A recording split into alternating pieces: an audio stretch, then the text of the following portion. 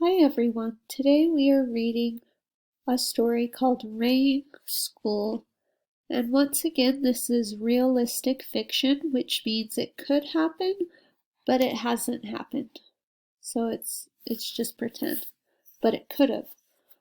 Okay, I'm going to read this story to you. Rain School by James Rumford. In the country of Chad, it is the first day of school. The dry dirt road is filling up with children. Big brothers and big sisters are leading the way. Look how beautiful the art is. I love the art in this book. Will they give us a notebook? Thomas asked. Will they give us a pencil? Will I learn to read like you? Stop asking so many questions and keep up, said the big brothers and big sisters. Thomas arrived at the schoolyard, but there are no classrooms. Oh, Thomas arrives at the schoolyard, but there are no classrooms. There are no desks. It doesn't matter. There's a teacher. We will build our school, she says. This is the first lesson. Thomas learns to make mud bricks and dry them in the sun. He learns to build mud walls and mud desks. He gathers grass and saplings with the other children, and they make a roof. Inside it is cool. It smells of the earth. It smells of the fields ready for planting. Thomas helps bring in little wooden stools. Everyone sits down. This is the moment they have been waiting for. The teacher brings in a blackboard. On it she writes a letter. A, says the teacher.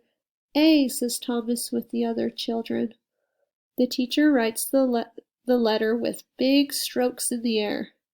The students do the same over and over. Wonderful, says the teacher. She hands out notebooks and pencils. Page 1, says the teacher.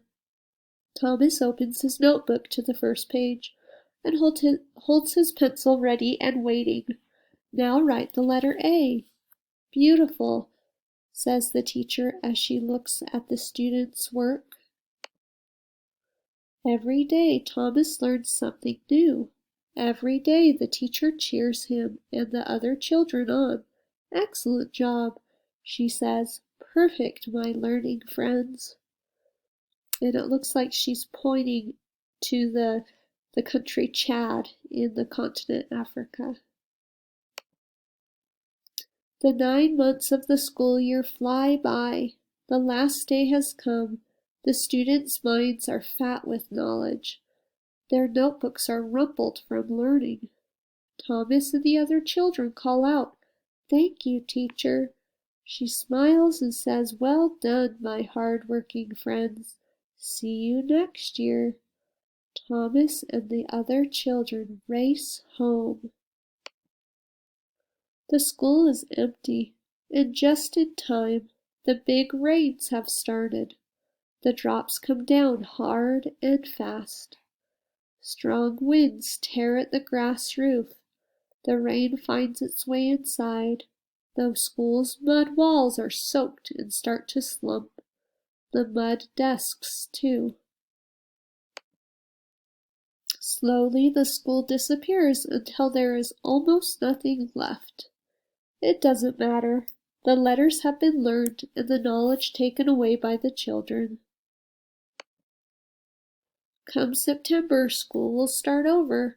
Thomas will be a big brother then, leading the children on their first day to school. They will all stand in front of their smiling teachers, ready to build their schools again. What a great story. So this is the author. It says, meet James Rumford. James Rumford says, I have made books since I was a little boy. I drew the pictures and wrote the words. I still like doing that. James has always loved to travel and see new places. At one time he lived in Africa. The ideas for his books and illustrations come from the places he has been and the people he has met. Today James lives in Hawaii. Okay, that was a great story, and what beautiful art.